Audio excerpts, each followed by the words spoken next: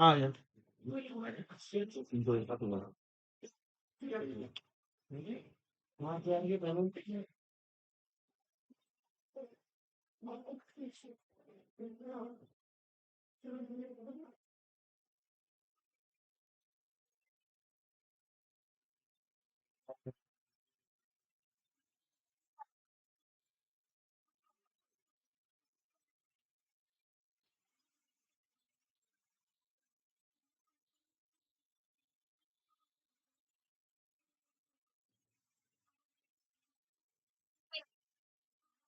अब तक आप क्या क्या पढ़ चुके हैं इसमें, जरा याद दिलाओ। क्या क्या पढ़ा आपने सबसे पहले? सबसे पहले सर जी बायोटेक्नोलॉजी एंशिएंट वर्ड है या मॉडर्न वर्ड है? पहले तो अच्छा, हमें पता लगा ये एंशिएंट वर्ड है। फिर इसके दो टाइप है सर जी, जेनेटिक इंजीनियरिंग। अरे अभी कहाँ घुस गए उसमें? हाँ बाद में है, तरीके से बताओ। सबसे पहले आपने पढ़ा कि भैया बायोटेक्नोलॉजी है क्या चीज, एंशियंट टाइम में इसे कैसे यूज किया जाता था, मॉडर्न टाइम में इसे कैसे यूज किया गया, और यूरोपियन फेडरेशन ऑफ बायोटेक्नोलॉजी ने इसकी क्या डेफिनेशन दी, ये आपने जाना। फिर उसके बाद आपने जाना बच्चों कि जो हमारा बायोटेक्नोलॉजी है वास्तव में इसके प्रिंसिपल में क्या क्या चीज आती है। इसके दो हिस्से आपने मेन देखे। नंबर एक जेनेटिक जेनेटिक इंजीनियरिंग। और नंबर दो बायो प्रोसेस इंजीनियरिंग। ठीक है, दो हिस्से आपने पढ़े, genetic engineering and bio process engineering. Genetic engineering में क्या होता है? There is a chemical change in genetic material, मोटा मोटा ये। बायो प्रोसेस में एक स्टरलाइज्ड एटमॉस्फेयर के अंदर क्या चीज है? क्लोनिंग। ठीक, दूसरा हिस्सा आपने ये पढ़ा। चलिए अब पहले हिस्से को पकड़ो वापस। भैया जब हम एंशियंट टाइम से देखते हैं, जो बायोटेक्नोलॉजी है ये चेंजेस तब भी कर रहे हैं, डीएनए में चेंज हम तब भी कर रहे हैं, जेनेटिक मटेरियल में चेंज हम तब भी कर रहे हैं, लेकिन तब हम कंट्रोल नहीं है। क्या कंट्रोलिंग नहीं है उसमें? अनडिजायर चीजें भी ट्रांसफर हो रही हैं फ्रॉम, जिसमें हम नहीं चाहते, लेकिन क्योंकि हम जिसे चाहते हैं उसके साथ वो जुड़ी हुई है और हमारे पास ऐसी कोई टेक्नोलॉजी नहीं है कि हम उन चीजों को अलग कर सके या केवल स्पेसिफिक शुद्ध रूप से हम वही चीज भेज सके, तो इसलिए हमारी मजबूरी रही और हम उसे करते रहे। लेकिन मॉडर्न में हमारे पास वो टेक्नोलॉजी आई कि हम भाई क्या कर सकें, उसे आइसोलेट कर सकें। क्या कर सके? उसे आइसोलेट कर सके, अलग कर सके, और केवल डिजायर जीन को ही हम जिस में जिस ऑर्गेनिज्म में चाहते हैं हम ट्रांसफर। यहां पर भी एक दिक्कत आई कि भैया जो हिस्सा हमने अलग किया है वो अलग अकेला करके क्या नहीं कर सकता, रिप्लिकेट नहीं कर पाता। तो क्या जरूरी हो गया वेक्टर कि उसे किसी के साथ जोड़ा जाए, उसे किसी के डीएनए के साथ जोड़ा। जोड़ा जाए। और जब हम ये जोड़ रहे हैं, ये प्रोसेस क्या कहलाता है? जोड़ने का प्रोसेस क्या कहता है? नहीं, जोड़ने के प्रोसेस को क्लोनिंग कौन बोल रहा है? रिकॉम्बिनेंट। हाँ, रिकॉम्बिनेशन होता है और रिकॉम्बिनेंट डीएनए बन जाता है वो। लेकिन उससे पहले तोड़ना किसकी वजह से होता है? तोड़ किसकी सहायता से सकते हैं हम? डीएनए को किससे तोड़ा जाता है? हैं? एंडो न्यूक्लियस एंजाइम्स की वजह से तोड़ा जाता है। किसने डिस्कवर किए थे ये? किसने इन्वेंट किए थे? डिस्कवर क्या, इन्वेंट किए ये तो किसने खोजा है? इसका नाम तो नहीं है ना, लेकिन सन जरूर है आपके पास। 1963 में इन्हें खोजा गया। Yes, sir. कैसे खोजा गया ये भी बताया था हमने। Bacteriophage. बैक्टीरियोफेज इस पे इस्चीरिया कोलाई पे क्या करता है, अटैक करता है। तो उसमें क्या करता है इस्चीरिया कोलाई, अपनी प्रोटेक्शन में क्या बनाता है बेटा, एंजाइम्स बनाता है। ये एंजाइम्स दो तरह के आपने देखे थे, कौन कौन से, एक और एक एडमिशन एक कार्ड देता है और एक एक एक्सोन्यूक्लियस एक मिथाइल ग्रुप वाले थे, यस सर। एक क्या थे और एक न्यूक्लियसिस थे। एक वो थे जो मिथाइल ग्रुप वाले थे और वो क्या करते थे, प्रोटेक्शन करते। क्या करते थे, मिथाइल ग्रुप वाले प्रोटेक्शन करेंगे, क्या करेंगे, प्रोटेक्शन करेंगे। किसका, कि उसी का डीएनए ना कट जाए। भाई इस्चीरिया कोलाई में बन रहे हैं, मान लिया इस्चीरिया कोलाई में कोई बनाया, उसका भी तो पढ़ा हुआ है हिसाब किताब, प्लाज्मिड पढ़ा हुआ है उसका भी। तो जब बनाया तो सबसे पहले वो इसे भी तो तोड़ सकते हैं, तो सबसे पहले तो इसे बचाएंगे ये कब करके मिथाइल ग्रुप वालों से, कि यही ना टूट जाए। और दूसरे होते हैं न्यूक्लियसिस, एंडोन्यूक्लियसिस। ये दो प्रकार के आपने देखे थे, कौन कौन से, एक्सो एंड एंडो। न्यूक्लियस को दो प्रकार का आपने पढ़ा, एक्सो एंड एंडो। एक्सो क्या करते थे, किनारे वो किनारों से कट करते थे, जबकि एंडो बीच में से बीच में से कट करते थे। तो आपके काम के कौन थे, एंडो ये एंडो भी दो प्रकार के थे, एक ब्लंट एंड देते थे, एक स्टिकी एंड देते थे। ये भी पढ़ा है आपने या नहीं पढ़ा है, हैं? यस सर हाँ, इनके कटने का काम होता था, ये आप पढ़ चुके हैं। Yes sir. इसके साथ साथ आप ये भी पढ़ चुके हैं कि भाई किस प्रकार से अब इसे जोड़ना है दूसरे में, इसे क्या करना है, जोड़ना है। जोड़ने के लिए कौन से एंजाइम चले, लाइगेज लाइगेज एंजाइम चले। कौन से चले, लाइगेज। लाइगेज एंजाइम की सहायता से जोड़ना। और जब लाइगेज कर दिया किसी के प्लाज्मिड के साथ इसे दूसरे के, तो ये घटना क्या क्या, इसे इस डीएनए को हमने क्या नाम दिया, रिकॉम्बिनेंट डीएनए। ये घटना किसने आविष्कृत की थी सबसे पहले,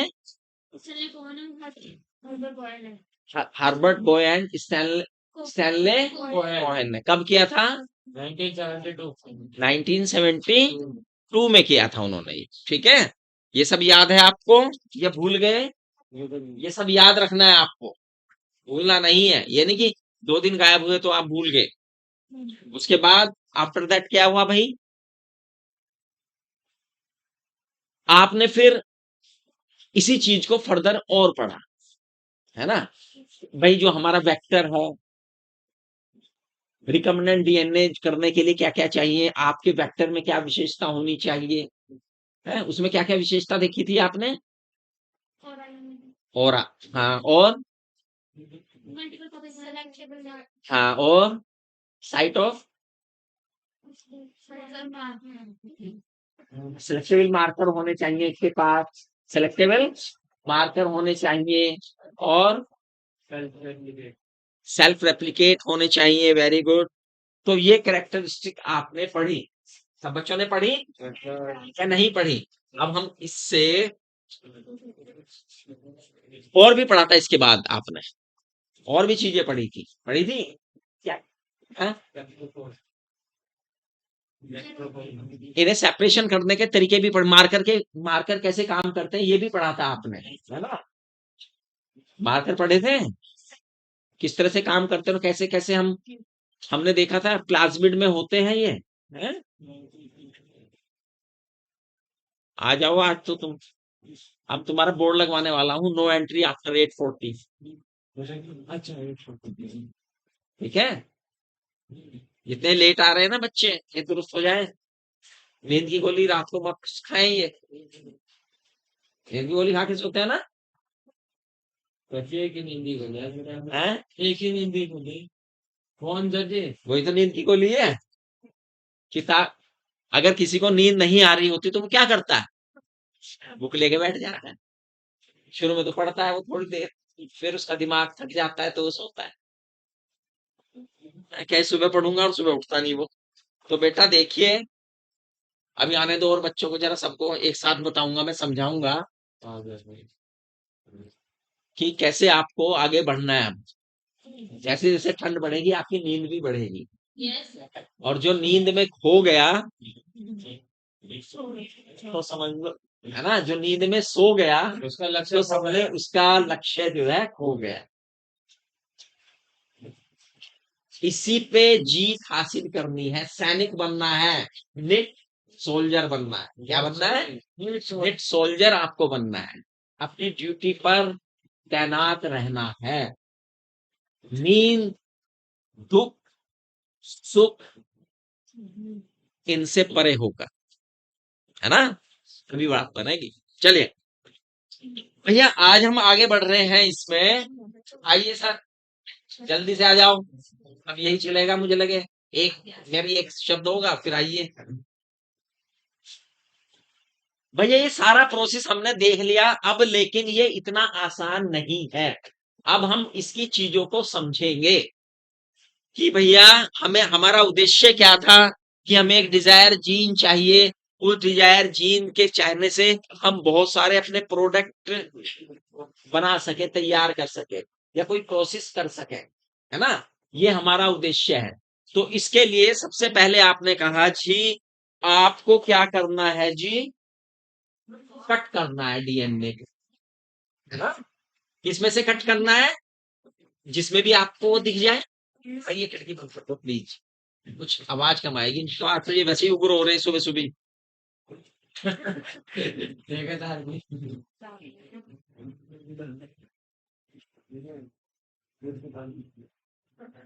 एक और बात बता रहा था, एक और चीज बता दूं मैं आपको। निट सैनिक बनने का मतलब ये है, गोल अपना ध्यान रखना है, किसी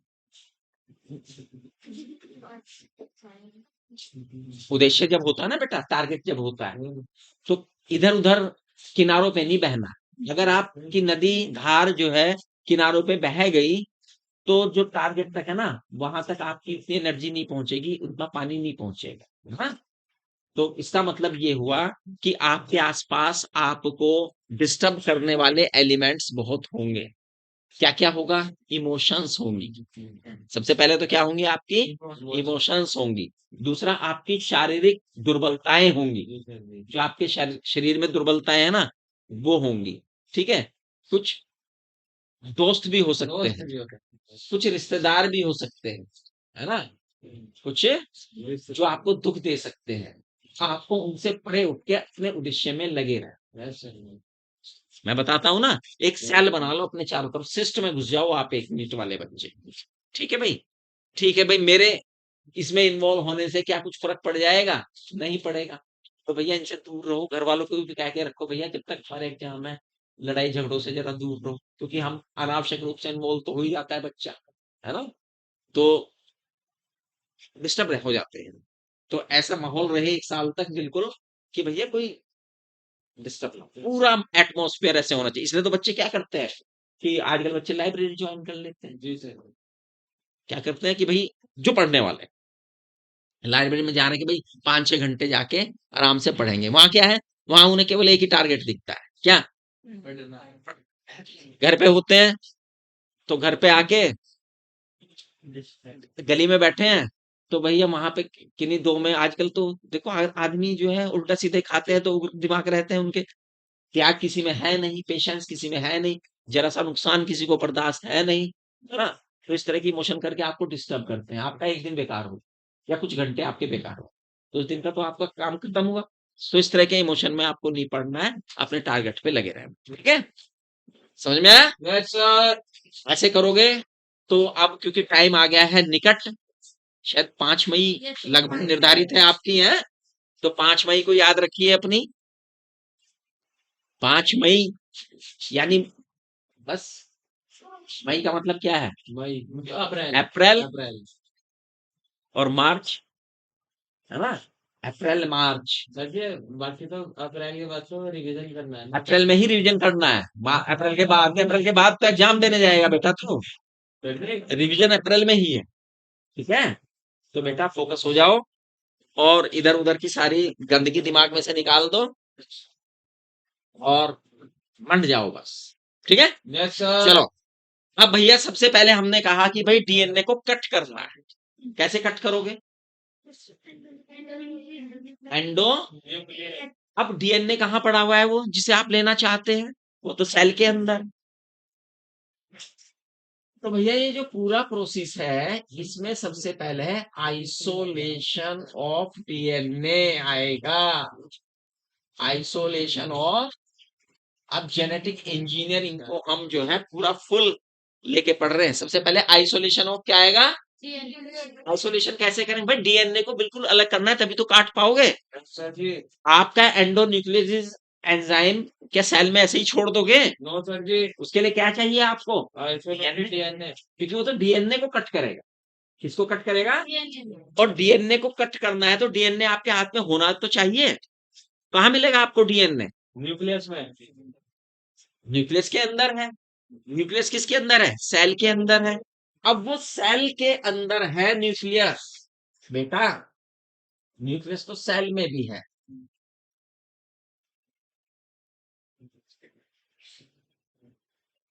एनिमल सेल भी हो सकती है, बैक्टीरिया सेल भी हो सकती है, फंजाई सेल भी हो सकती है, और आपका डिजायर है किसी भी वो कोई कैरेक्टर जो आपको पसंद आया है जो आप लेना चाहते हैं वो तो किसी के अंदर भी हो सकता है। अब भैया पहले आपको वहां तक पहुंचना है। अब इस प्रोसेस को तो भैया एनिमल सेल, एनिमल सेल में तो आप जानते हैं क्या होता है भाई? सबसे बाहर सेल वॉल। किसने कहा? इसके लिए ताली बजा दो जरा। सेल वॉल किसने कह दिया? एनिमल में सेल वॉल कौन बोला? वो सेल वॉल क्या बोल रहे तो हो? बोलते प्लांट में होगे ना। सेल वॉल प्लांट में होती है बेटा। सेल में। नेट के बच्चे ऐसी बात करेंगे तो क्या चलेगा? सेल वॉल किसमें होती है? प्लांट। इसमें होती है प्लाज्मा मेम्ब्रेन। भूल गए क्या? हाँ भूल गए तुम। ये इसमें क्या होती है? Plasma membrane. Plasma membrane. ये लिपिड और प्रोटीन की बनी है। यस सर तो सबसे पहले तो हमें लिपिड और प्रोटीन को काटना है। लिपिड को काटने वाला एंजाइम लेना पड़ेगा, लाइपेज, और प्रोटीन को काटने वाला प्रोटीएज। तो यानी लाइपेज एंड प्रोटीएज एंजाइम इसे कट कर देगा। उसकी सहायता से हम इसे कट कर देंगे और पहुंच जाएंगे न्यूक्लियस तक। अभी हम न्यूक्लियस तक पहुंचेंगे सब में, ठीक है? अब आता है कौन?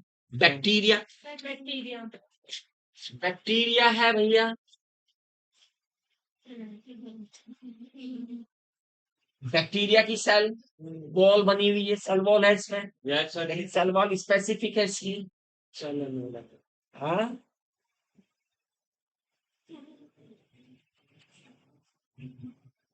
तो भैया यहां तक पहुंचना है तो ये भी शायद मैंने आपको जिक्र कर दिया था।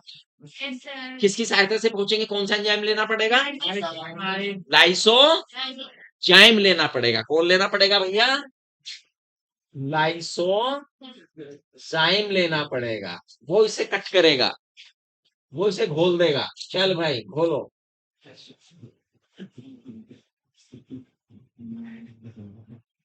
लाइसोजाइम इसे घोल देगा। तब आप डीएनए की तरफ को बढ़ेंगे। जब खुल जाएगा वो है। अब मान लिया वो फंजाई में दिख गया आपको, तो फंजाई में कोई डिजायर जीन पता लग गया कि भाई फंजाई में है, वो चाहिए, पेनिसिलिन चाहिए मुझे, तो फंजाई के अंदर से मिलेगा ये जीन। तो कैसे बताऊं इतनी सारी पेनिसिलिन कि मैं संसार के हर एक लोगों को खिला सकूं? है, तो पहले मुझे पेनिसिलिन का डीएनए तो चाहिए। तो इस तरह से यानी किसी भी फंजाई के अंदर से अगर मुझे लेना है तो फंजाई की सेल वॉल किसकी बनी है? काइटिन की बनी है। इसकी सेल वॉल किसकी बनी है बेटा? तो काइटिन को तोड़ने वाला कौन चाहिए? काइटिनेज चाहिए, जो इसे काइटिन को क्या कर देगा? तोड़ देगा। ठीक है? और प्लांट सेल में आ जाए तो किसकी बनी है? तो क्या चाहिए? सेलुलेज चाहिए। क्या चाहिए बेटा? तो जैसी भी सेल में वो डिजायर हमारा डीएनए है, उसकी सबसे पहले बाहरी दीवार को मुझे तोड़ना है, तभी हम डीएनए की तरफ बढ़ने की तरफ बढ़ेंगे। अब हम न्यूक्लियस की तरफ आ गए। अब जिनमें न्यूक्लियस है, बैक्टीरिया को छोड़ के बाकी सब में तो वेल न्यूक्लियस है। न्यूक्लियस भी न्यूक्लियर मेम्ब्रेन का बना हुआ है। न्यूक्लियर मेम्ब्रेन भी वैसी है जैसी प्लाज्मा मेम्ब्रेन है। तो हम लाइपेज और प्रोटीएज पहले यूज कर चुके हैं, तो उसे काटते हैं।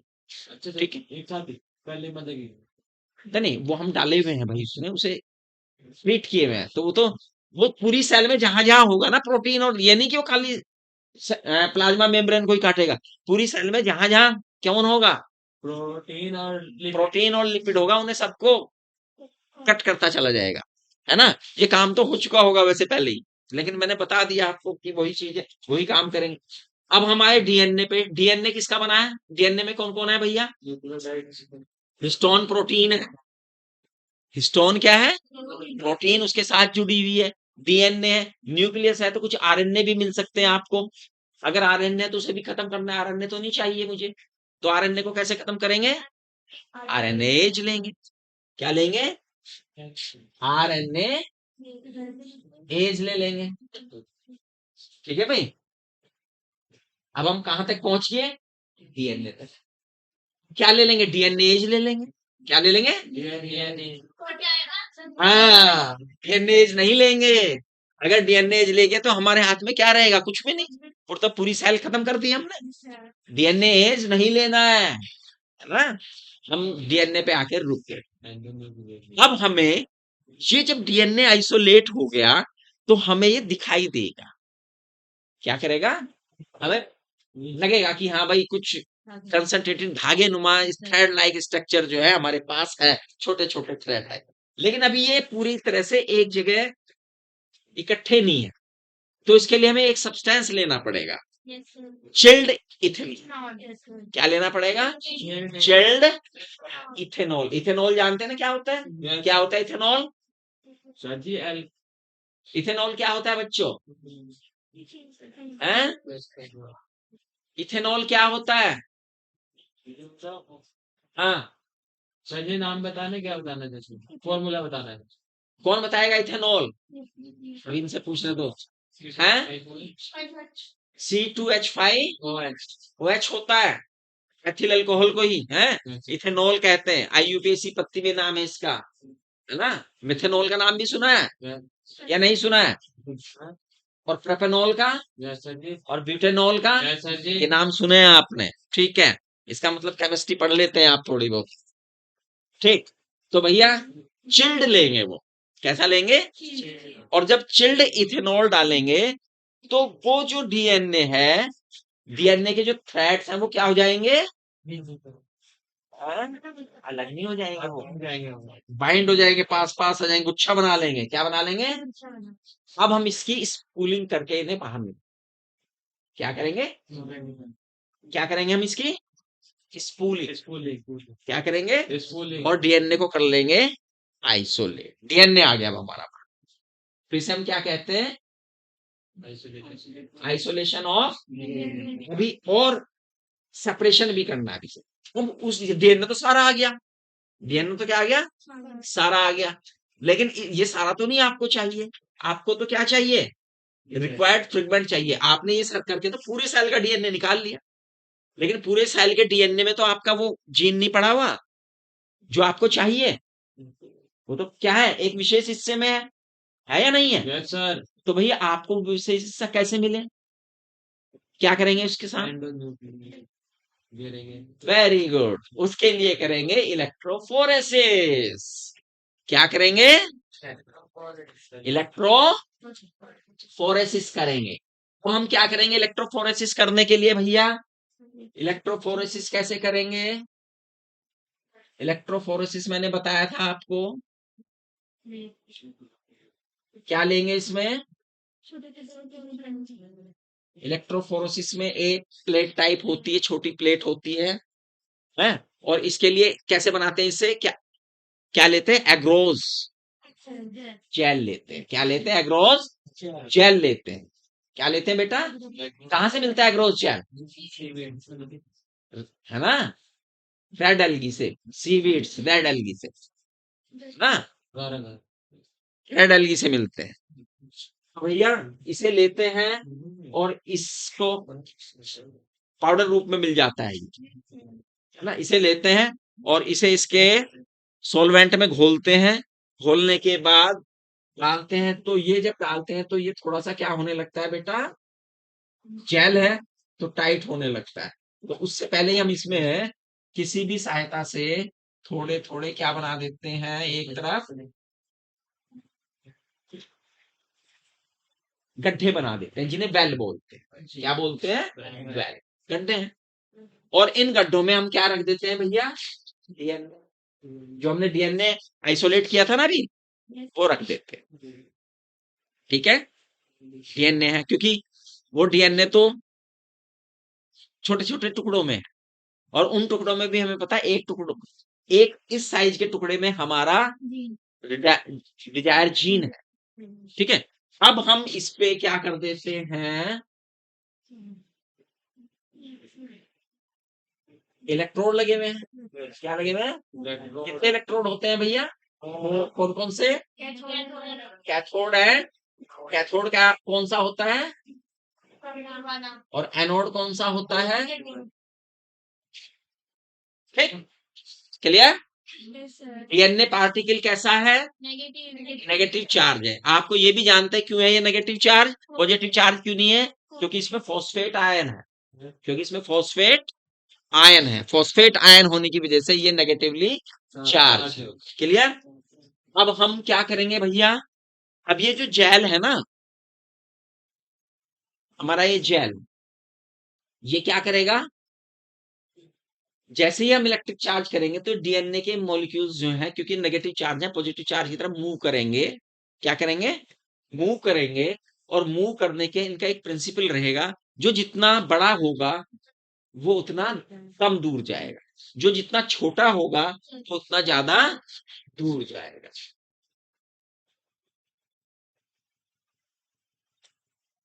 ये जो हमारा रोज है कि एक जेल है, तो इसमें जब हम थोड़ा थोड़ा क्या होता है, छोटे छोटे छोटे बहुत छोटे छोटे छिद्र बन जाते हैं। इसमें क्या बन जाते हैं? छोटे छोटे छिद्र बन जाते हैं। और ये छोटे छोटे छिद्र जो बनते हैं, ये अलाउ करते हैं डीएनए को अपने, तो ये सेविंग इफेक्ट देते हैं, छलनी वाला इफेक्ट देते हैं। सेविंग इफेक्ट क्या करते हैं? ये सेविंग इफेक्ट देते हैं, छलनी का इफेक्ट देते हैं। और जो जितना छोटा डीएनए है बेटा, वो उतनी ही ज्यादा क्या बनता है? दूर जाता है। और यू नो वेल कि भाई आपका जो डिजायर डीएनए है वो किस हिस्से में है ना? सपोज कीजिए इस हिस्से में। क्या है वो? इस हिस्से में है। ये तो जम गया, ये तो जम गया है। तो क्या करेंगे इसे? और ये दिखेगा भी नहीं हमें, है ना? तो क्या करें इसे? क्या करें इसे भाई? स्टैनिंग करें। ये दिख तो ना रहा है हमारा, कहाँ कौन सा डीएनए का टुकड़ा कहाँ पड़ा हुआ है, ये दिख तो रहा नहीं। तो कैसे करें? बच्चे ने कहा है कि इसे क्या करेंगे? स्टैनिंग करेंगे। स्टैनिंग किससे करते हैं? Ethidium bromide. इथीडियम ब्रोमाइड से कर दिया, लेकिन ये तब भी नहीं दिख रहा। अब इसे हम विजिबल लाइट में नहीं देखेंगे, विजिबल में नहीं देखेंगे, इसे किसमें देखेंगे? UV rays. अल्ट्रावायलेट। कहाँ देखेंगे? अल्ट्रावायलेट रेज में। जानते हैं ना आप? सब बच्चे जानते हैं ना कहाँ होती है अल्ट्रावायलेट रेज? हैं? सन से भी आती हैं। आती, लेकिन हम इन्हें आर्टिफिशियल भी प्रोड्यूस कर लेते हैं। सन से आपको पता, सन से आती है। कहाँ आती है? ओजोन लेयर से पहले। हैं? ओजोन लेयर से पहले। ओजोन लेयर से पहले आती हैं। फिर उसमें छिड़ गए थे। सुनो, रुको रुको रुको रुको। देखो बेटा, ये एक प्रिज्म है। कौन है? प्रिज्म है। सुन लो ध्यान से, सब बच्चे दिमाग के नाल खोल लो अपने थोड़े बहुत है। क्या पढ़ते हो क्या नहीं मुझे नहीं पता। ये सनलाइट है, सन रे है, प्रिज्म में गुजारी है आपने, जैसी सिंपल रे हो सकती है। ये क्या करेगा इसे? इस रे में कौन कौन है? इस रेज में बहुत कुछ है। इस रेज में बहुत कुछ है। तो आपका प्रिज्म क्या करता है? जब प्रिज्म से सूर्य का प्रकाश गुजरता है तो क्या करता है वो? है यार, जोर से बोलो, क्या करता है? तुम्हें ये भी नहीं पता क्या? हाँ, वर्ण विक्षेपण कर देता है इसका, इन्हें अलग अलग भागों में बांट देता है। ये बात की कितने भागों में?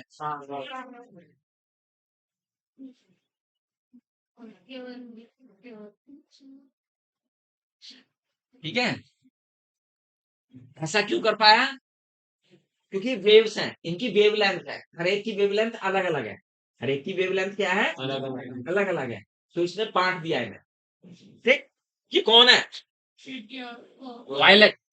ये कौन है? वायलेट। और वायलेट से भी कम जिसकी वेवलेंथ है वो है अल्ट्रा वायलेट। अल्ट्रावायलेट।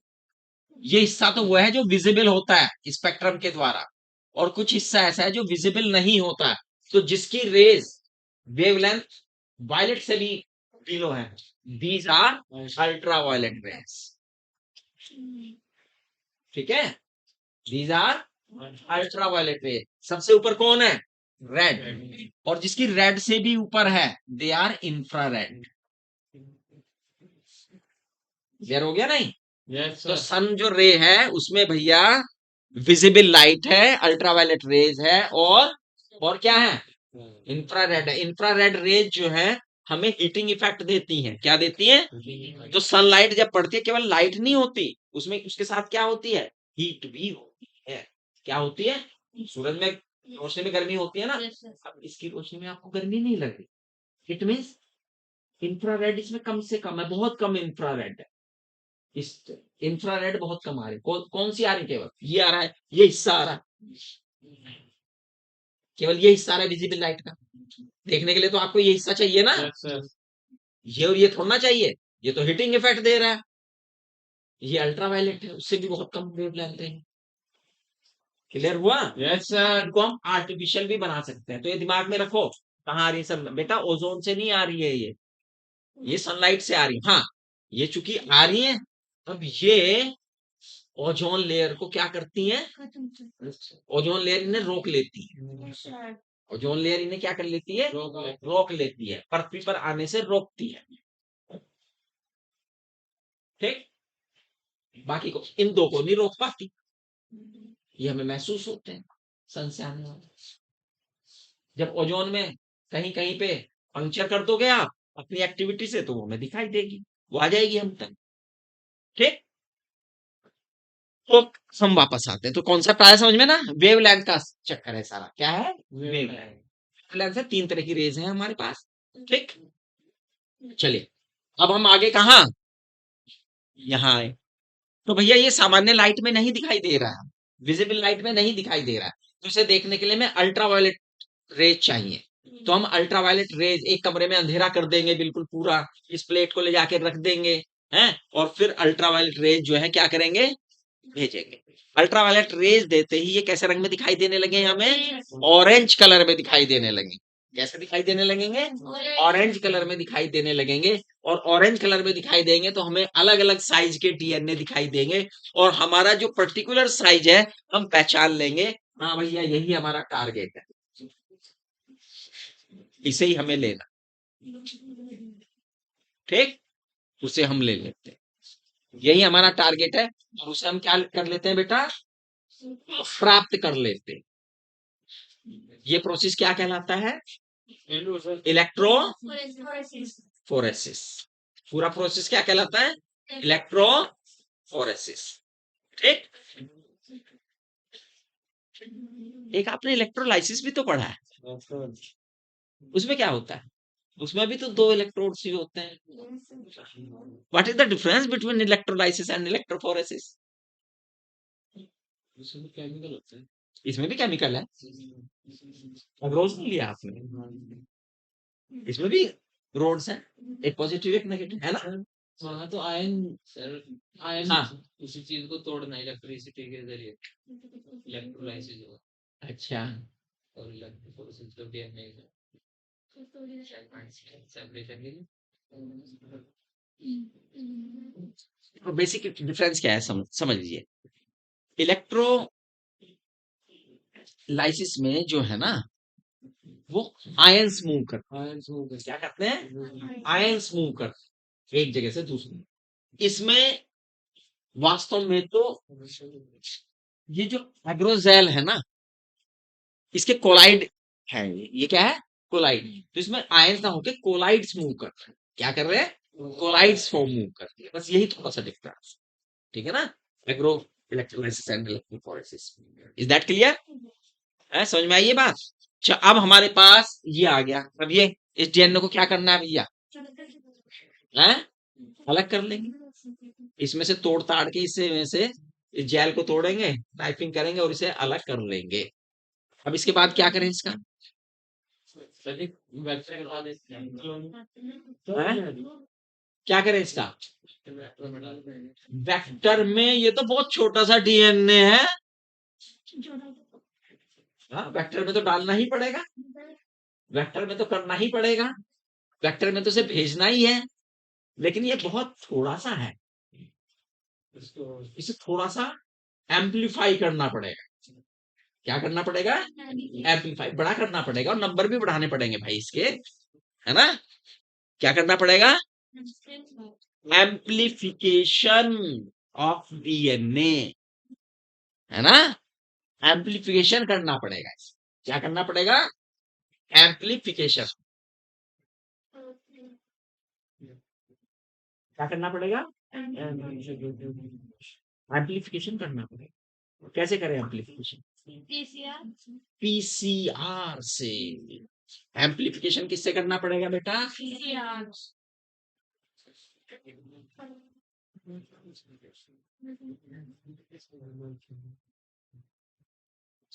क्या होता है पीसीआर, है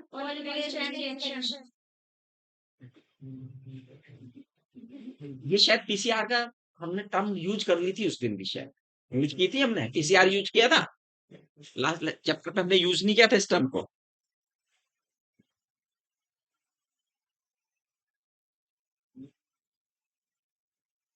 ये चेन रिएक्शंस हैं किसकी, हाँ? पॉली, पॉली किसकी, हैं? पॉलीमरेज चेन रिएक्शन है ये, किसकी है ये, पॉलीमरेज चेन रिएक्शन है। कैसे किया जाता है भाई, ये पीसीआर इंस्ट्रूमेंट है, उसमें किया जाता है। एक पीसीआर इंस्ट्रूमेंट होते हैं, उनमें किया जाता है ना, उनमें डीएनए को एम्पलीफाई किया जाता है। डीएनए को क्या किया जाता है, एम्पलीफाई किया जाता है। आपने डीएनए का सेगमेंट ले लिया भैया, ये आपने यहां से लिया, हाँ भैया आ गया, 5 प्राइम 3 प्राइम 3 प्राइम 5 प्राइम, ठीक। इसे करना है भैया एम्पलीफाई, यानी एम्पलीफाई करने का मतलब ये है, इसका साइज भी बढ़ाना है, उसका नंबर भी बढ़ाना है, इसे बड़ा भी करना। तो ये तब तक नहीं होगा जब तक आप प्राइमर्स का इस्तेमाल नहीं करें। विद हेल्प ऑफ क्या होगा ये, प्राइमर्स, प्राइमर्स की हेल्प से होगा ये।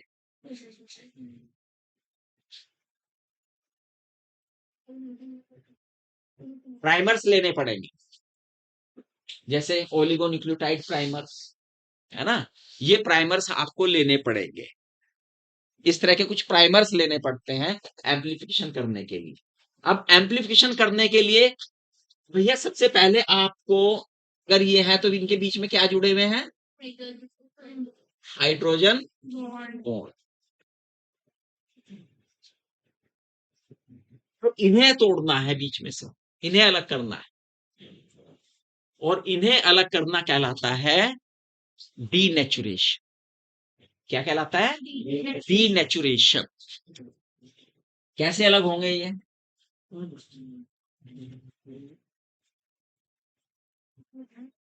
डीनेचुरेशन कैसे करना पड़ेगा भैया, डीनेचुर करने के लिए आपको इससे ये जो पीसीआर की मदद लेनी पड़ेगी। पीसीआर वास्तव में एक टेम्परेचर को चेंज करने वाली ही मशीन है। अभी आपने देखा था ना, जब कोविड हुआ था, है, तो कोविड का आरटीपीसीआर कराया क्या? आरटीपीसीआर हुए थे ना कोविड टेस्ट को, क्या बोला गया था? वो इसी टेक्नोलॉजी से किया गया था, इसी टेक्निक से किया गया था, आरटीपीसीआर, रैपिड टेस्ट पीसीआर, है ना? तभी तो पता लगता था कि भाई हाँ इसमें कोविड हुआ या नहीं हुआ, तभी पता लगेगा आपको कैसे किया जाता है, तो यहीं से समझ में आ जाएगा। तो भैया सबसे पहले क्या करने हैं, इसके हाइड्रोजन बॉन्डिंग को तोड़ना है, इनके दोनों सूत्रों को अलग अलग करना है। It is known as T. कैसे किया जाता है भाई ये? टेम्परेचर, हाई टेम्परेचर पे 94 डिग्री सेल्सियस क्या किया जाता है? 94 डिग्री सेल्सियस पे टेम्परेचर दे दिया जाता है। 94 डिग्री सेल्सियस पे टेम्परेचर देने पर इन न्यूक्लियोटाइड्स, इन नाइट्रोजन बेस के बीच में जो हाइड्रोजन बॉन्डिंग है वो क्या हो जाती है? ब्रेक हो जाती है, छूट जाती है। तो दो आपके पास 5 prime 3 prime 3 prime and 5 prime, ठीक है। अब यहां पर दिए जाते हैं कौन? प्राइमर्स। अटैच क्या किए जाते हैं इनके साथ? प्राइमर्स लगाए जाते हैं छोटे छोटे। मान लिया ये लगा दिया भाई, यहाँ पे लगा दिया, ये प्राइमर लगा, प्राइमर ये हो गया 5 प्राइम 5 प्राइम 3 प्राइम। ये काम भी एक टेम्परेचर पे किया जाता है, कितना? 55 टू 65। एनसीईआरटी में क्या दिया है इसे? 50 दिया है, 55 दिया है? 50 टू 65 इसे मान लो। वैसे जनरली 55 टू 65 होता है, लेकिन 50 टू 65 दिया है। ये काम किया गया कितने डिग्री सेल्सियस पे भैया?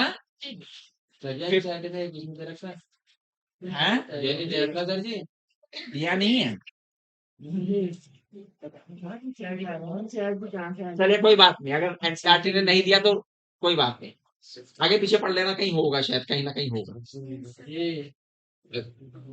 इसे कहते हैं भैया क्या? Annealing, annealing. इसे क्या कहते हैं? एनिलिंग। ये कहलाता है एनिलिंग, एनिलिंग होगा, ठीक है। छोटे छोटे प्राइमर्स हैं, क्या है ना, ओलिगोन्यूक्लियोटाइड प्राइमर्स हो सकते हैं, कोई भी प्राइमर हो सकते हैं, अलग अलग के लिए अलग अलग प्राइमर्स हो सकते हैं। अलग अलग प्राइमर्स का मतलब एक तरह से प्राइमर्स क्या है, आप अगर एक तरह से देखेंगे तो एक तरह का डीएनए का छोटा सा टुकड़ा ही है, जिसमें जो आपको नाइट्रोजन बेस चाहिए उससे संबंधित नाइट्रोजन बेस आके चिपक जाएंगे, है ना। फिर इसके बाद इसका क्या करते हैं बेटा? अब हम इसकी करेंगे एक्सपेंशन, एक्सटेंशन, क्या करेंगे? एक्सटेंशन फैलाएंगे भैया, बढ़ आगे साइज में कहा ना में बढ़ना होगा, तो ये भी एक टेम्परेचर पे किया जाएगा। एक्सटेंशन भी क्या होगा? एक टेम्परेचर पे होगा। 72 डिग्री सेल्सियस, ये तो याद है बच्चों, यहाँ पे 94 हो गया और ये 55 टू 50 टू 65। हमने क्या किया था जब हम कोविड का टेस्ट कर रहे थे, तो हमने कोविड के टेस्ट में जो कोविड का वायरस था उसका प्राइमर डाला यहाँ पर, तो उसमें वही नाइट्रोजन बेस है, ठीक है, उसी सीक्वेंस में है। अगर आपका स्वाब लिया था हमने, है ना, उसमें से डीएनए आपका निकाला, डीएनए को निकाल के रख दिया इसमें, और उसमें भी अगर आपको कोविड लगा हुआ है तो वो नाइट्रोजन बेस उसके साथ जाके मैचिंग में आ जाएंगे, वो मैच हो जाएंगे जो हमने प्राइमर डाला है। अगर वो मैच हो गए तो यू आर कोविड पॉजिटिव, और अगर वो मैच नहीं हो रहे तो ऐसे ऐसे आपके टेस्ट किए, है ना, स्वाब लेके इस पीसीआर तकनीक से, है ना। तो भैया उसमें यूज किया हमने इसे, तो अब हमने इसका, तो ये फैलेगा भैया, क्या होगा ये?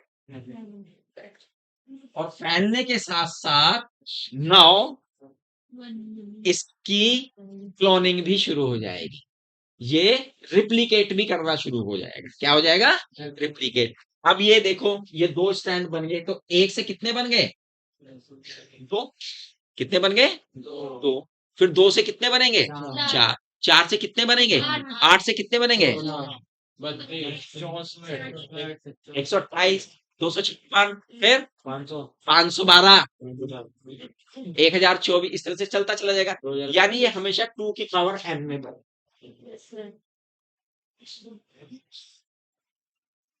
कितनी कॉपीज बनेंगी? 2 की पावर n 2 की पावर n वेयर n, जितनी बार आप डिवाइड करेंगे ना, जितनी बार आप इसे पीसीआर को चलाएंगे।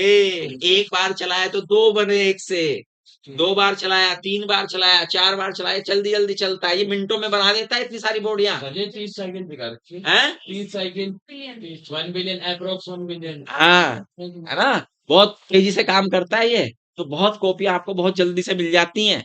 ठीक है, तो इतनी सारी आपके पास क्या आ गई? एम्प्लीफिकेशन की सीक्वेंस क्या है भैया? सबसे पहले क्या किया? डीनेचुरेशन, फिर एक्सटेंशन। ये सीक्वेंस भी पूछ ली जाती है, याद रहनी चाहिए, इनके टेम्परेचर याद रहने चाहिए, ये सीक्वेंस याद रहनी चाहिए, इन सीक्वेंस के टेम्परेचर याद रहने चाहिए। अब आपके पास वो जो डिजायर डीएनए है उसकी बहुत सारी कॉपियां हैं, क्या करने के लिए? होस्ट में डालने के लिए। किसमें डालने के लिए? होस्ट में। अच्छा हाँ, इसे नहीं, अभी चिपकाने के लिए, सॉरी, चिपकाने के लिए, अभी होस्ट में बाद में डालेगा तो चिपकेगा। क्या करेगा भैया? चिपकेगा। किसमें चिपकेगा? वेक्टर में। तो वेक्टर में चिपकानी, वेक्टर में कैसे चिपकेगा ये? डीएनए लाइपेज की सहायता से। लाइगेज की सहायता से, डीएनए लाइगेज देना पड़ेगा भैया, उसकी सहायता से क्या करेगा? चिपकेगा। चिपके प्लाज्मिड में, जैसे सपोज कीजिए उसका प्लाज्मिड है भैया, और उन्हें दिया आपने, और ये आपका डिजायर डीएनए है, ये सर्कुलर होता है ना, इसलिए सर्कुलर बनाया जाता है। ता भाई, एनिलिन को तापानुशीलन। तापानुशीलन। तापानुशीलन।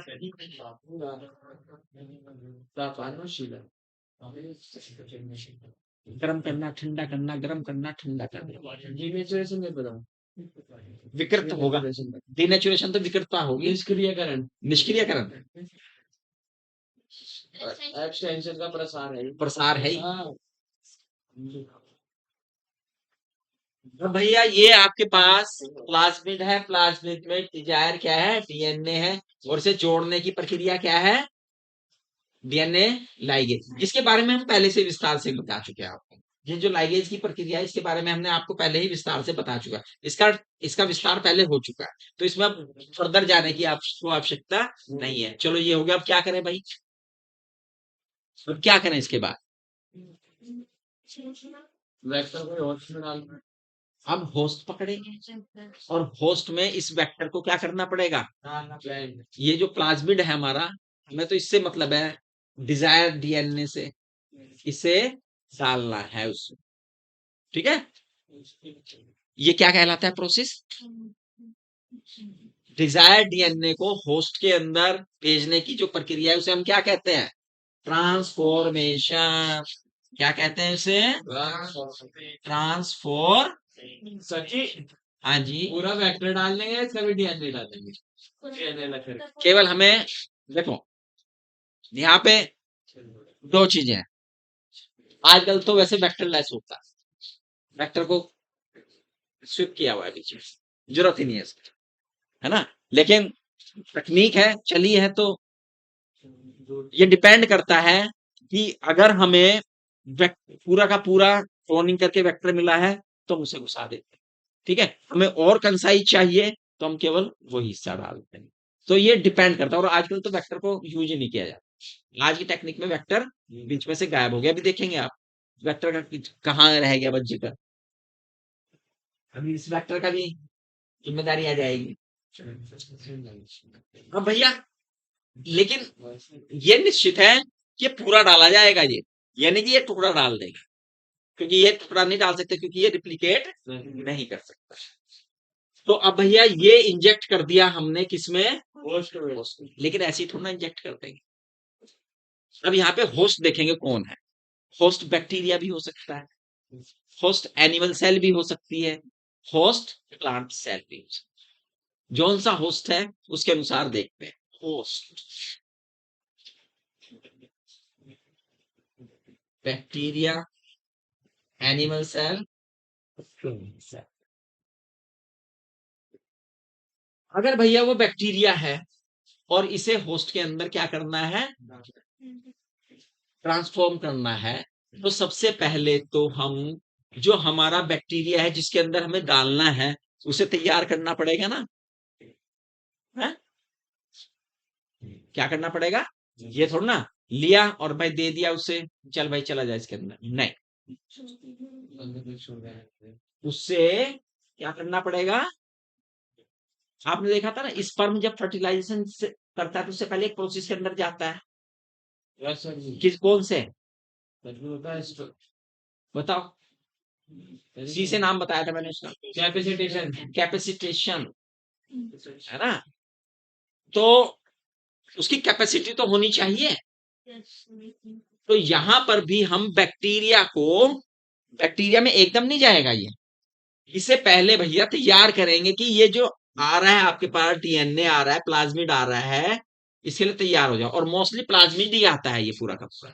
तो इसके लिए जैसे लेता नहीं, तो हमें इसे तैयार करना पड़ता है देने के लिए, चिपकाने के लिए, उसके लिए तैयार हो जाए तो हमें आयन ट्रीटमेंट देना पड़ता है, कैल्शियम, क्या देना पड़ता है, कैल्शियम आयन से ट्रीट करना पड़ता है। कैल्शियम आयन मीडियम में डालने होते हैं, ठीक है।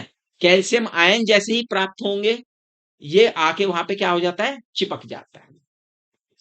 उसकी जो सेल वॉल है उससे क्या हो जाता है भैया, ये चिपक जाता है। चिपका अभी तो इसने चिपकने का काम किया केवल। इसके लिए शायद एनसीईआरटी में शायद अलग से टर्म दे रखी है क्या, दे रखी होगी शायद, जहां तक मुझे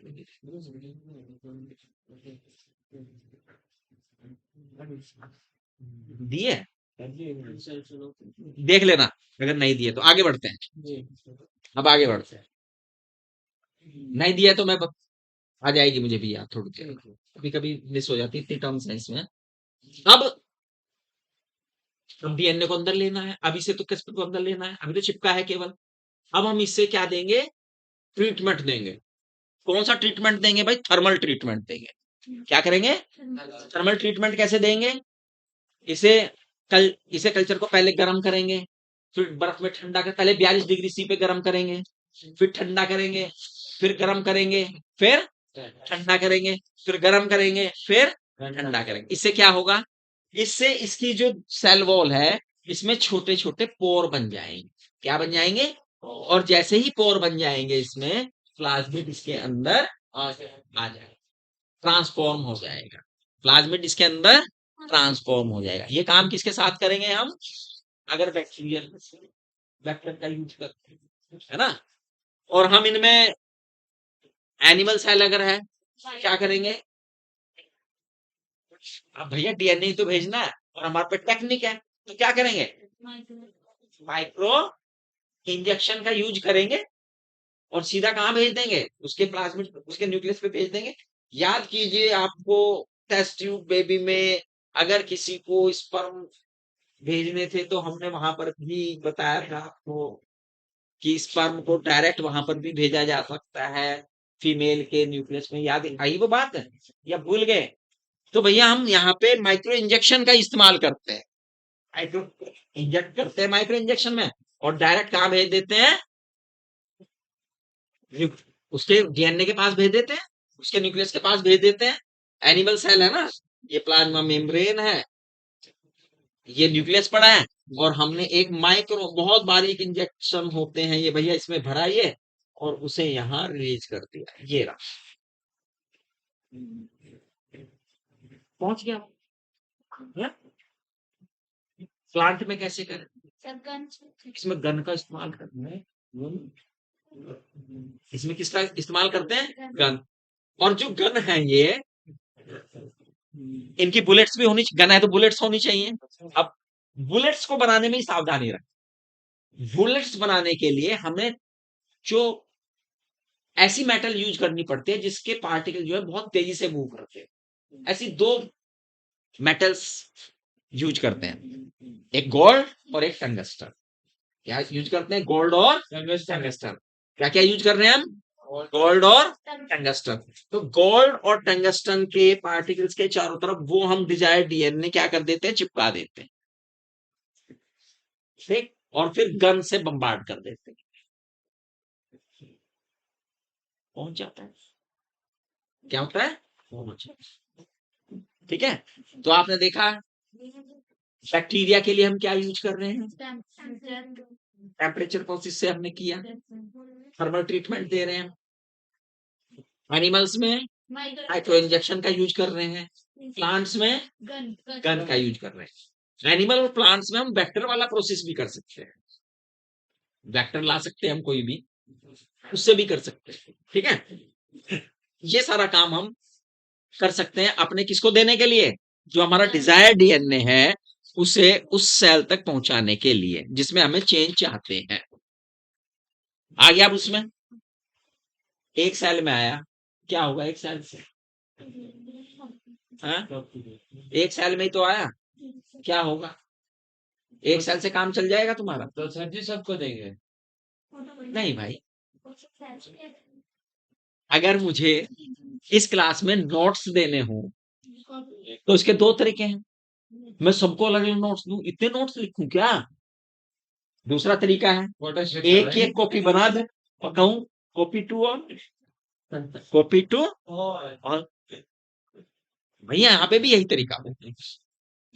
अब ये जो बन गई है जिसके अंदर हमने इम्प्लांट कर दिया, इसकी संख्या बढ़ाओ। अब इसकी संख्या बढ़ाओ, आप कहेंगे कि ठीक है एक फ्लास्क ले लेते हैं, वो सेल तो आई है, उस फ्लास्क के अंदर रख देते हैं और उसे छोड़ देते हैं, भाई कर मल्टीप्लाई। हाँ? और फिर बाहर पूरा संसार लाइन लगाए खड़ा, जी मेरी उम्र बढ़ाने वाली टैबलेट कब आएगी? क्या जी लग जा लाइन में, मिलेगी बेटा, इसके अंदर चल रही है बना रहे हैं। किसके अंदर? फ्लास्क के अंदर। तो पता लगा जब तक उसका नंबर आया जब तक वो खुदा को प्यारा हो गया। क्या भाई मैं कहा, तो भाई ऐसे नहीं होता। अब मान लिया आपको चाहिए बहुत लार्ज स्केल पे, तो आपको जो प्रोडक्शन है वो भी लार्ज स्केल पे करनी पड़ेगी। तो उसके लिए बायोरिएक्टर अप्लाई करने पड़ेंगे भैया। क्या लाने पड़ेंगे? बायोरिएक्टर बनाने पड़ेंगे। बायोरिएक्टर के अंदर वो मटेरियल डालने पड़ेंगे, उसके अंदर उस बायोरिएक्टर से वो जिस कंडीशन में जाके मल्टीप्लाई कर सकें वो अप्लाई करने पड़ेंगे। तो बायोरिएक्टर्स की जरूरत पड़ती है। एनसीईआरटी में दो तरह के बायोरिएक्टर देखो, चित्र देखो एनसीईआरटी की बुक में, दो बायोरिएक्टर दिख रहे होंगे आप, सर जी है ना? एक बायोरिएक्टर ऐसा दिख रहा होगा जिसकी जो तली है और ऊपर है कैसी है? कार्ब्ड है। और एक बायोरिएक्टर ऐसे दिख रहे होंगे जिसमें प्लेन है। एक बायोरिएक्टर आपको दिख रहा होगा जिसमें पूरी की पूरी घूमने के लिए बढ़िया सिस्टम है। एक बायोरिएक्टर में नीचे ही तेजी के साथ घूमने का सिस्टम है। बस फर्क यही है कि एक में ऑक्सीजन की सप्लाई प्रॉपर है, एक में ऑक्सीजन की सप्लाई प्रॉपर नहीं है। जिसमें सप्लाई प्रॉपर है वो अच्छा बायोरिएक्टर माना जाता है। अब बायोरिएक्टर में क्या क्या होना चाहिए भाई? कल्चर तो होना ही चाहिए जिसे आप बनाना चाहते हैं, और क्या होनी चाहिए? उसका टेम्परेचर कंट्रोल, आपको कंट्रोलर होना चाहिए, उसकी पीएच कंट्रोल होनी चाहिए, और क्या होना चाहिए? उसका न्यूट्रिशन होना चाहिए, उसके अंदर क्या होना चाहिए बेटा? न्यूट्रिशन होना चाहिए, और क्या होना चाहिए? ऑक्सीजन होनी चाहिए। क्या होनी चाहिए? यानी ये सारी जरूरतें हैं जो एक बायो रिएक्टर में होनी चाहिए, और जितनी बायो रिएक्टर में सारी चीजें होंगी वो बायो रिएक्टर उतना ही बढ़िया तेजी के साथ सेल्स को फॉर्म करेगा, है ना? और बहुत सारी सेल्स हमारी मिल जाएंगी। ये बायोरिएक्टर भी दो तरह के होते हैं। क्या होते हैं? अब यहां पर, हाँ, जहां पर ही कौन सा प्रोसेस शुरू, अच्छा ये कौन सा प्रोसेस शुरू हो गया? अब तक जो प्रोसेस था है डाउनस्ट्रीम तो नेक्स्ट बायो प्रोसेस इंजीनियरिंग शुरू हो रहा है। ये जो हम नंबर बढ़ा रहे हैं, ये क्या है, ये हिस्सा क्या कहलाता है, बायो प्रोसेस। इससे पहले आप जेनेटिक जितना भी हिस्सा पढ़ रहे थे वो जेनेटिक इंजीनियरिंग का हिस्सा था। उसे स्टरलाइज जो मेन है वो भूल गया। वो स्टरलाइज भी होना चाहिए आपका रिएक्टर। क्या होना चाहिए? आप चाहे स्टरलाइज करने के लिए आप उसमें स्टीम का यूज करो, जनरली स्टीम का यूज किया जाता है। स्टरलाइज करने के लिए किसका यूज करते हैं? स्टीम का यूज करते हैं। नहीं, आपने देखा होगा कि कभी कभी जब आप किसी दुकानदार के यहाँ चाय पीने जाते हैं तो उसके यहाँ पहले तो आप डिमांड करते हैं, भैया वो गिलास है क्या डिस्पोजेबल? कहता है जी नहीं है। तो आप कहते हैं डिस्पोजेबल नहीं है, ये वाले गिलास है क्या? हाँ। कि भाई पानी कहाँ उबालना है? तो चाहे एक केतली होती है उसमें पानी उबालता है। कि भाई इससे पहले इन्हें एक बार और साफ कर दे। तो आप स्टरलाइज करा लेते हैं उन गिलास। क्या करा लेते हैं? स्टरलाइज करा लेते हैं। ऐसे ही वो जो कॉफी बनाने वाले होते हैं उनके पास जब कप होते हैं डिस्पोजेबल है तो ठीक है। पहले पहले डिस्पोजेबल नहीं होते थे शादियों वगैरह में, जानते हैं आप? पहले तो वैसे ही कप होते थे जो क्रॉकरी के हम घर पे इस्तेमाल करते हैं। स्पेशल कप आते थे, क्रॉकरी वाले कप। और फिर वो क्या है, पहले स्टीम से उन्हें स्टरलाइज करता था सामने, फिर उसके अंदर कॉफी डालता था। एक रुतबा था कॉफी पीने का, एक तरीका था। डॉक्टर भी करता था हैं? इंजेक्शन के सुई का। हाँ, इंजेक्शन की सुई, डॉक्टर इंजेक्शन लगाने से पहले भाप से तो जो वेपर है एक अच्छी स्टरलाइज है, इतने टेम्परेचर पे मर जाते हैं, है ना? आपको भी जब क्या था, वायरस आया था, ये कौन सा, कोई सा भी वायरस, हाँ, एक और खतरा आ रहा है, मास्क शुरू कर दो दोबारा से। अब कुछ वहां पे निमोनिक महामारी फैल रही है, कोई निमोनिया करने वाली है ना, तो भैया जल्दी आ जाती है, इसलिए बच्चे मास्क को लगाना ही शुरू कर दो। और वैसे भी सर्दियों में ये बदलते मौसम में मास्क लगा लेना चाहिए, क्योंकि इसमें कुछ है वायरस जो सक्रिय हो जाते हैं, कुछ वायरस सक्रिय हो जाते हैं। तो आपने देखा कि उसमें आपको एक बताया गया था कि जब आप बाहर से आए, बाहर काम करें, तो अपने जो कपड़े हैं वो गर्म पानी में डालें। बताया गया ना? तो आप अपने बाहर से आते तो कपड़े किस में डालते थे? गरम पानी गीजर में। गीजर गर्म किया, भाई एक बाल्टी तो बाहर रख दो। अब उस टाइम पे हम ऑनलाइन क्लासेस करते थे। सरकार ने कहा कि भाई बच्चे तो घरों पे हैं तो ऑनलाइन क्लासेस हमारे रिकॉर्ड होती थी। तो उसके लिए हम यहाँ से जाते थे तो अपने सारे कपड़े जो है क्या करते थे, गरम पानी में डाल। बाल्टी एक बाहर रखी होती थी घर से बाहर। सबसे पहले हमें कपड़े वहीं उतारने हैं। अच्छा, नहाने का भी सिस्टम हमने वहीं कर लिया था। मैंने कहा भैया नहाने का सिस्टम भी यहीं कर लो ना। फिर हमें याद आ गई थी गाँव की ओपन नहाने का सिस्टम की। तो मैंने कहा भाई जहां जैसे वहां होता है, तो सबसे पहले कपड़े वहीं डालने हैं, फिर नहाना वहीं है, जूते को स्टेलाइज करना है अपने उससे, सैनिटाइजर से, है ना? और फिर भाप लेनी है वहीं पे, भाप लेके बैक्टीरिया वायरस को मारना है, तब गृह प्रवेश करना है। तो ये हमने कई महीने तक ये किया और उसका फायदा मिला, है ना? फायदा क्या मिला? नेगेटिव। जितनी बार भी टेस्ट होता था नेगेटिव।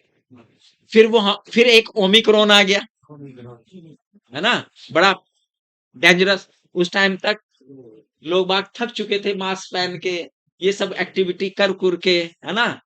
तो उसने घेर लिया, लपेट लिया, हमें भी लपेट लिया, बाकी को खूब को लपेट लिया, पूरे घर को लपेट लिया। तो ऐसा होता है ना? तो बेटा स्टेलाइजेशन जरूरी है, स्टेलाइजेशन जरूरी है, वरना आपका जो प्रोडक्ट है वो खराब हो जाएगा। वो प्रोडक्ट क्या हो जाएगा? और पूरा खान खराब हो गया तो आपकी जितनी शुरू से लेके आखिर तक की मेहनत थी आखिर में आके खराब हो गई। तो इसलिए स्टेलाइजेशन मस्ट। स्टेलाइजेशन क्या है? मस्ट है, स्टेलाइजेशन होना चाहिए। अब स्टेलाइज हो गया, स्टेलाइज होके प्रोडक्ट बन गया, है ना? अब उसे डाउन स्ट्रीम करेंगे।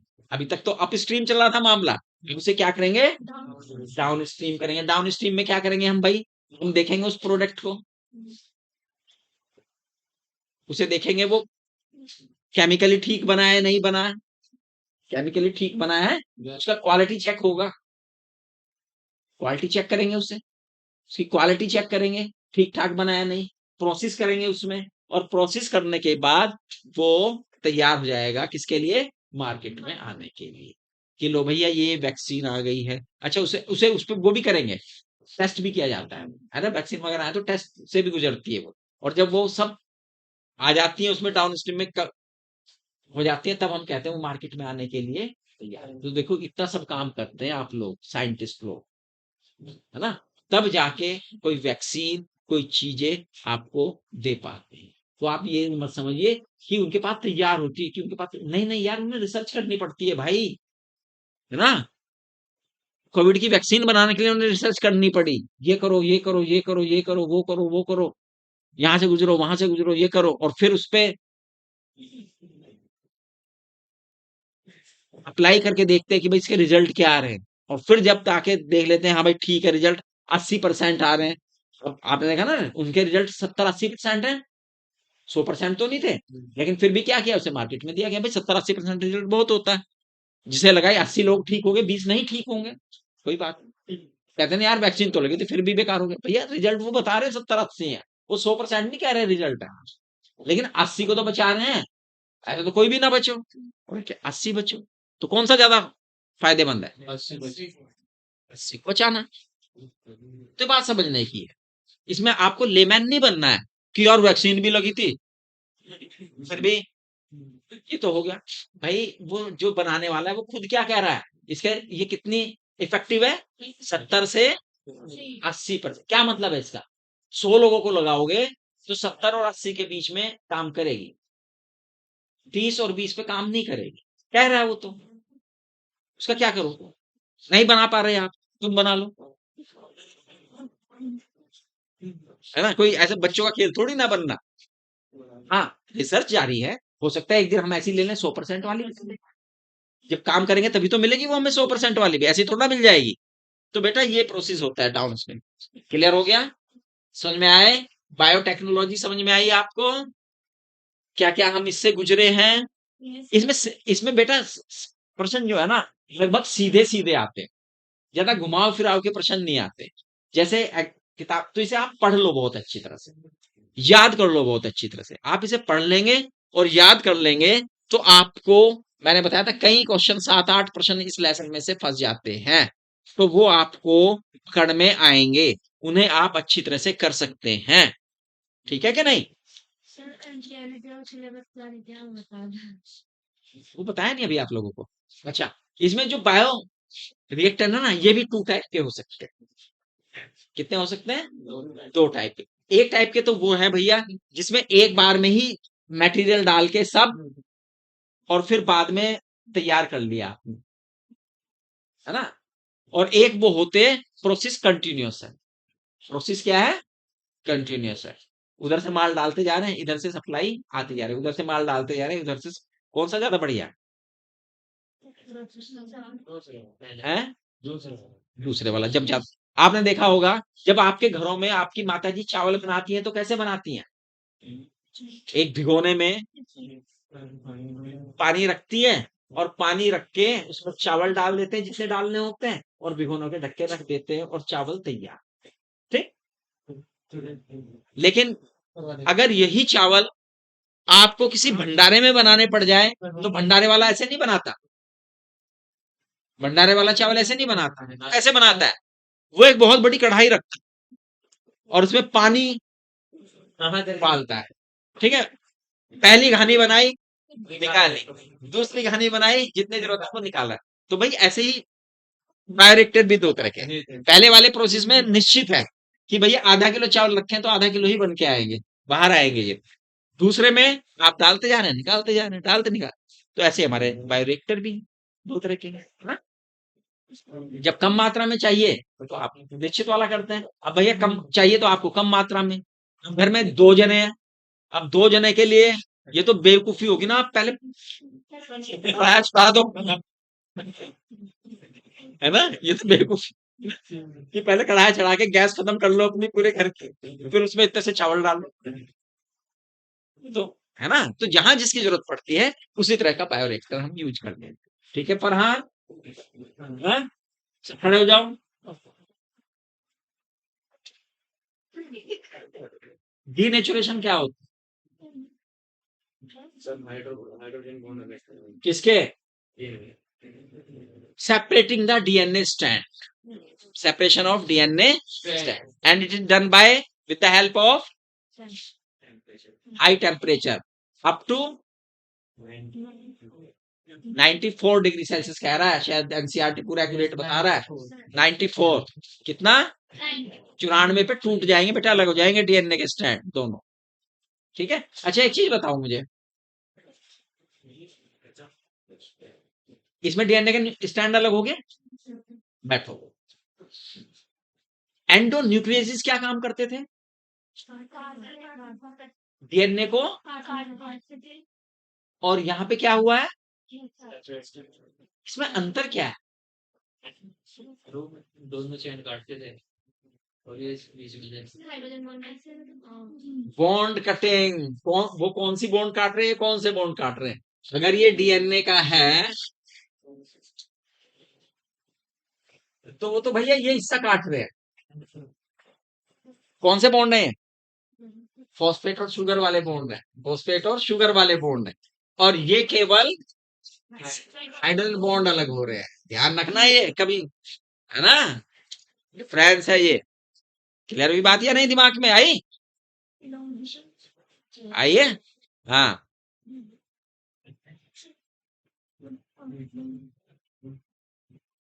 एनिलिंग क्या होती है? हैं? एनिलिंग क्या होती है बच्चों? प्राइमर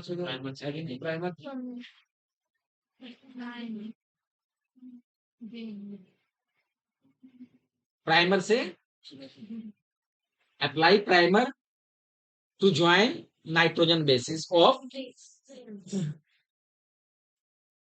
जो कॉम्प्लीमेंट्री उसका जो है, कॉम्प्लीमेंट्री से जुड़ना। इलोंगेशन क्या है? एक्सटेंशन। इलोंगेशन एक्सटेंशन प्रोसेस क्या है? क्या है एक्सटेंशन? 1 से 2 बनेंगे तो 2 4 4 4। हाँ, एक तो उसका विस्तार होना और दूसरा क्या होना, उसका नंबर में बढ़ना। 72 डिग्री। ये कितने टेम्परेचर पे किया जाता है? 70। तो ये टेम्परेचर याद होने चाहिए, एक्यूरेट। ठीक है सब बच्चों के?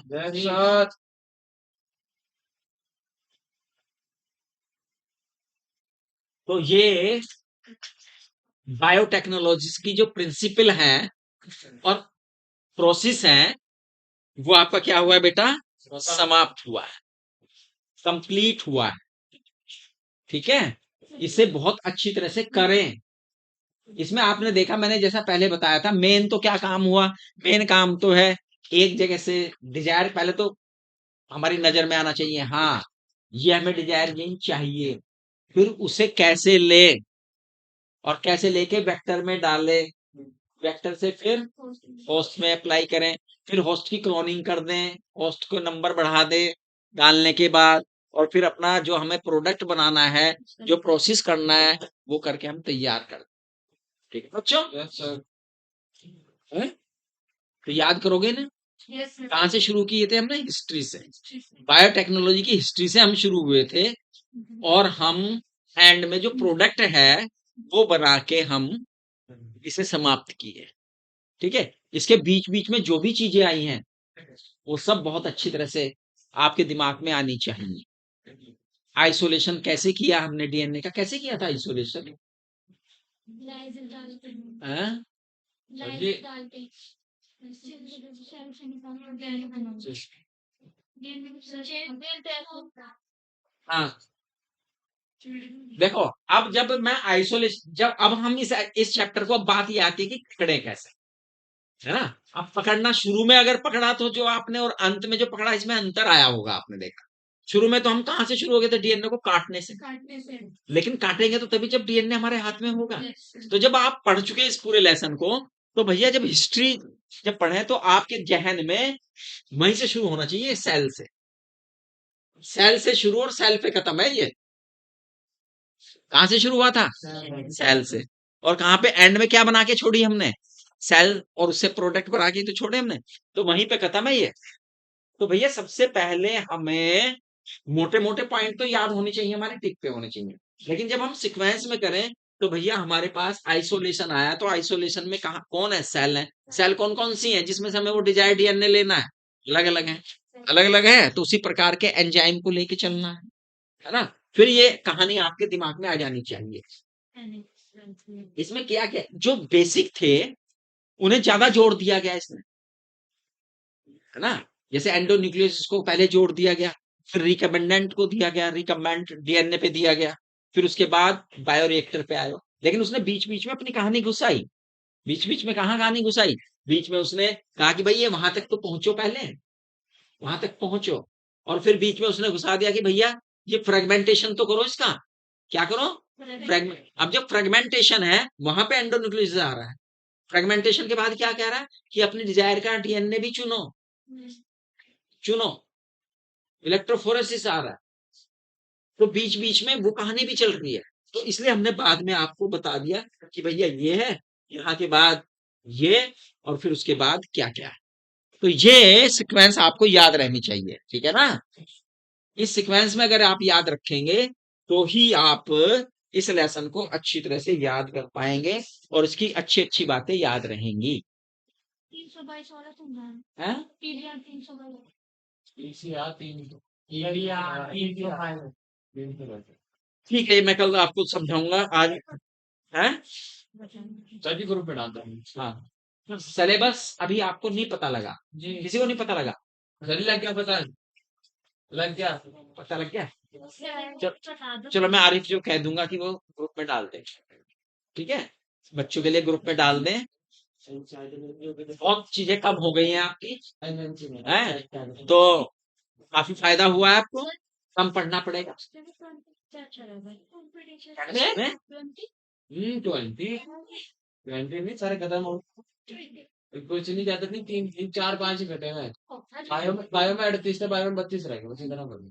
हैं? बायो में 38 थे, 38 से 32 तो रहे, लेकिन कुछ लेसन के बीच में से भी हटाया है उन्होंने, कुछ कंटेंट के बीच में से भी हिस्सा हटाया है, ठीक है ना?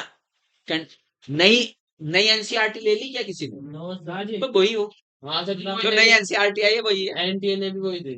ठीक है ना? वही कर दिया इन्होंने भी, जितने भी वही कर दी। तो जो नई एनसीईआरटी आई है, इतनी पहले इतनी थी, अब इतनी सी होगी। उसमें बीच बीच में से गायब हो गया, है ना? उसमें से शायद कॉकरोच भी गायब हो गया, डाइजेशन ने हटा दिया पूरा, अर्थवर्म भी गायब, डाइजेशन गायब कर, पूरा चैप्टर ही खत्म कर दिया। डाइजेशन समाप्त कर दिया पूरा, है ना? बताओ। सर जी 12 का चैप्टर है नोवा स्ट्रेटेजीज, वो भी हटा दिया। हाँ, तो बहुत सी चीजें गई है उसमें से, तो आपका फायदा ही हुआ है। आपको देखो कंपटीशन देना है, आप इसे यहाँ पे ऐसे समझिए कि ये हमें किसके लिए पढ़ना है? कंपटीशन के लिए पढ़ना है। तो भैया जितना कम है उसे उतना बेटर पढ़ना है। जी thank you. Thank you sir.